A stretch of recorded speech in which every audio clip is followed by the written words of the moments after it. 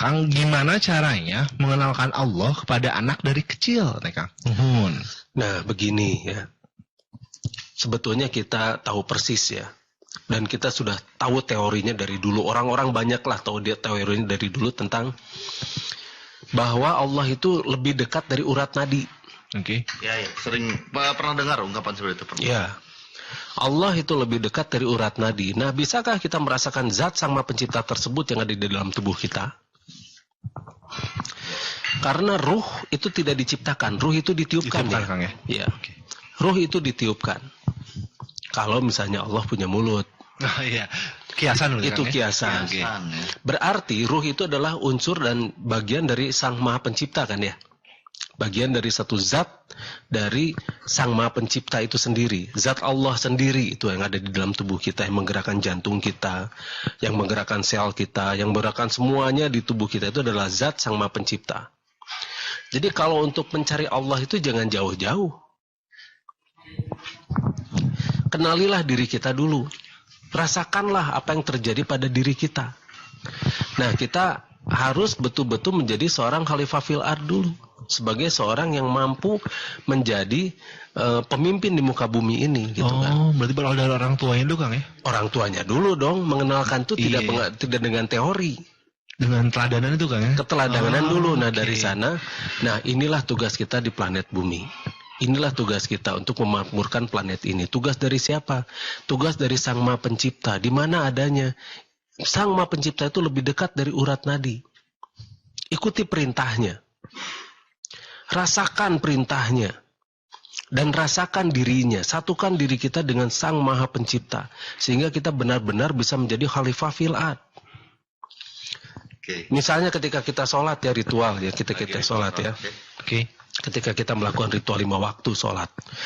Nah, kemana pikiran kita? Kemana-mana. Nah, jujur. Ya, Kang. Berarti jujur. Daripada dibulil. Daripada dipaksa ngaku. Mendingan jujur ya. Kita ngomongin pendarungan ntar ya. Aduh, ambur Kang. Udah seringnya kemana-mana Kang. Aduh. Tapi seringnya malah jadi ingat yang dilupakan. Iya. Belum. Itu malah jadi nyanyi yang terlupakan. Itu melau. Galau bin ajaib. Kemana-mana betul. Kadang muncul ide gitu kan. Iya. Kadang gitu. Karena apa? Itu nggak ngerti. Karena kita di sana jadi ini melupakan sejenak gitu. Malah ingat sesuatu. Nah. Ketika kita membaca Al-Fatihah, kemana pikiran kita? Ketika kita berikrar ya, so jujur sajalah gitu kan. Pasti ngaralamun dah. Pasti kemana-mana. Autopilot sih, iya. Play, gitu. Karena begini, kita itu melakukan 5 waktu itu hanya sekedar gugur kewajiban tanpa memahami. Tanpa paham apa maknanya, apa spiritualnya. Karena ritual tanpa spiritual itu nol besar. Kalau nggak pernah ada yang ngajarin sebelumnya gimana, Kang? Nah, makanya Allah melengkapi kita dengan akal. Angger we salah. Pembenaran Kang Lutfi, Kang ya. Angger we salah. Itulah manfaat akal yang diberikan oleh Allah pada kita. Kan saya tidak diajarkan. Iya, tapi kan Allah mengajarkan. Iya juga sih. Makanya guru kita yang paling utama itu adalah Allah Subhanahu wa taala. Kenapa kita tidak berguru pada Allah? Kan ada kitab suci. Iya betul. Gak pernah baca juga sih artinya apa. Bukan hanya arti ya. Karena arti itu bisa beda-beda. Coba lihat deh di Nobel Quran.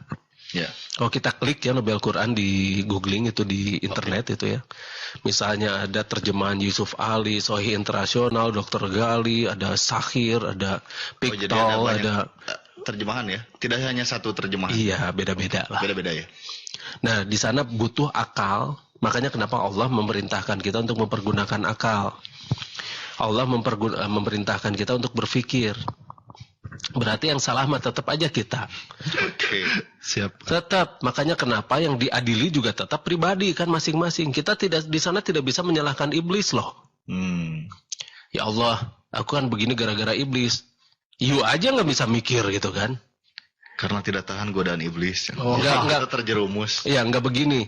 Oh, kasihan banget kamu ya, tergoda iblis, yuk masuk surga. Enggak gitu kan ya? Dispensasi gitu ya. Iya, enggak. Enggak Kang ya? Enggak. Sugani karunya Kang. Juga gitu langsung ke neraka gitu kan ya. Nah, makanya Allah melengkapi kita dengan akal. Dengan kolbu. Jadi kolbu itu adalah manifestasi akal atau manifestasi otak yang paling dalam, di mana di sana terdapat yang namanya pertimbangan baik buruk. Nah, di dalam kolbu itulah kita akan mendapat bimbingan dari Sang Maha Pencipta. Allah itu sudah ada di dalam diri kita loh, gitu kan. Kenapa kita tidak membiarkan Sang Maha Pencipta menjadi petunjuk bagi diri kita? Itu yang selama ini tidak pernah kita pelajari. Yang akhirnya kita hanya didoktrin saja kan ya. Hanya doktrin, hanya brainwash dan sebagainya. Makanya kalau misalnya dikatakan saya membrainwash, dikatakan saya mendoktrin, itu aneh. Karena tidak ada perintah dari Sang Maha Pencipta untuk mendoktrin kan ya. Yang ada perintah untuk berpikir. Allah sendiri menyuruh kita berpikir. Allah tidak menyuruh kita untuk mendoktrin kan ya. Banyak perintah untuk berpikir Kang ya. Berpikir, menggunakan akal, tafakur, tatafakarun dan sebagainya. Nah, ketika kita benar-benar nurut pada Sang Maha Pencipta, di sanalah kita bisa menjadi maju. Nah, jadi untuk mengenalkan Allah pada anak-anak kita, iya Kang. Berilah keteladanan gitu. Dan biarkan Sang Maha Pencipta menjadi petunjuk bagi dirinya secara naluriah. Dalam sih ya. Ini dalam. Nah, ulang mungkin penarungan dari orang tua. Tapi dalam ini tuh. Tapi memang harusnya begitu kan. Harusnya begitu Kang ya. Iya, karena kembalikan on track lagi Kang ya. Iya, karena yang namanya syahadat itu adalah kalimat ma'rifat. Aku bersaksi.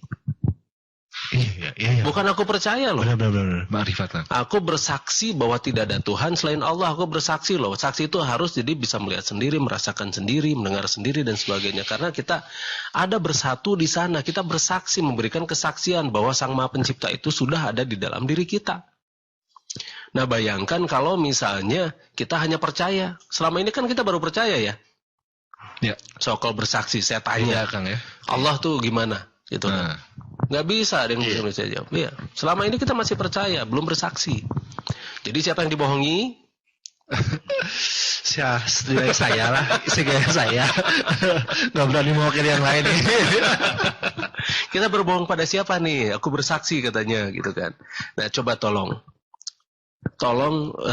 resapi lagi lebih lanjut tentang yang namanya aku bersaksi ini. Asyhadu alla ilaha illallah ini, wa asyhadu anna Muhammadar Rasulullah ini harus benar-benar dimengerti secara baik dan benar.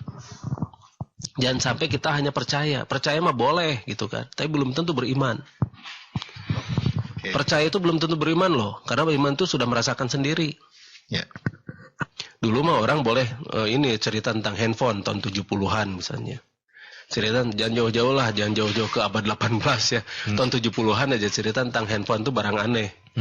Tapi ada banyak orang percaya nanti mah semacam begini gitu.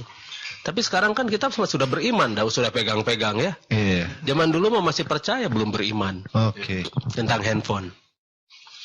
Nah, Jadi banyak yang penasaran, kemarin tuh latihannya apa sih? Katanya ada yang baru, banyak yang tidak bisa datang, Cina. iya. Dari seberang pulau, dari mana itu? Jangan khawatir ya. Nanti kita ada latihan menggunakan langsung bisa Skype, bisa nanti saya langsung. Tapi nanti tunggu pengumuman Kang ya, karena banyak yang nanya juga itu kan. Ya, secepatnya mungkin kita usahakan minggu depan ya. Oke. Jadi yang online ini bukan hanya open dialog ya, nanti Latgab juga bisa Latgab open dialog online ya. Oke. Ini open dialog online ini. Latgab bisa open dialog. Latgab juga bisa online. Latgab juga bisa online nanti itu. Ayo kita Latgab seluruh dunia gitu kan. Latgabnya jangan tanggung-tanggung seluruh dunia. Cuma masalahnya kalau di sini jam 2 siang, bisa kalau di Arab jam berapa ya? Mundur 6 jam lah. Atau misalnya kalau di Jerman jam berapa gitu kan. Di Jepang tuh jam berapa gitu kan. Plus 3 jam. Ya nggak apa-apa lah, sok hitung-hitung saja. Di sana GMT 7 kan di sini mah. GMT 7. Itu banyak yang penasaran, itu banyak banget yang nanya. Iya, kemarin tuh latihan ini. Kemarin tuh latihan bagaimana kita merasakan denyut yang ada di dalam diri kita. Oke. Karena setiap denyut yang ada di dalam diri kita itu adalah suatu frekuensi yang akan bisa terhubung dengan semuanya. Sebentar, saya merasakan denyut ya. Denyut apa itu, Kang? Denyut jantung dulu saja. Denyut jantung dulu aja. Iya, kemarin kan saya suruh merasakan denyut jantung dulu Oke, kan ya. oke. Bukan denyut-denyut yang lain gitu ya. Oke.